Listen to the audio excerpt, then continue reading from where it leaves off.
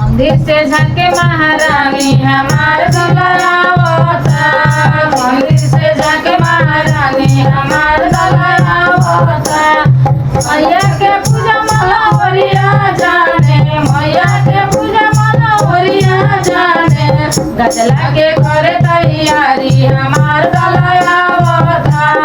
हरवा के करे तैयारी हमार दुल्हनावता। मंदिर से झाके महारानी हमार दुल्हनावता।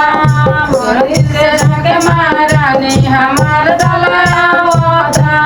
मैया के पूजा पंडितवा जाने, मैया के पूजा हलवाइया जाने। मिठाइया के कर तैयारी हमार दुल्हनावता।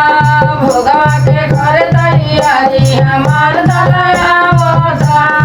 मंदिर से झाके महारानी हमार दुल्हनावता। खिड़की से झाके महारानी हमार दुल्हनावता।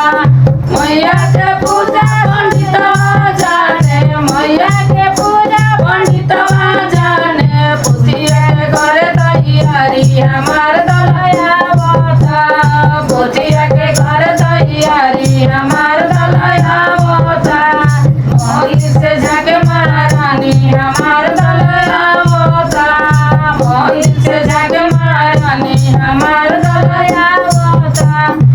मैया के पूजा बजरवा जाने, मैया के पूजा बजरवा जाने। सुनरी के करे तैयारी हमार दुल्हनावता। सुनरी के करे तैयारी हमार दुल्हनावता। मंदिर से झाके महारानी हमार दुल्हनावता। मंदिर से झाके महारानी हमार दुल्हनावता।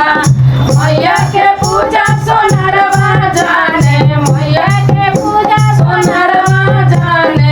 मिठवा के करे तैयारी हमार दुल्हनावता। नदिया के करे तैयारी हमार दुल्हनावता। मंदिर से झाके महारानी हमार दुल्हनावता।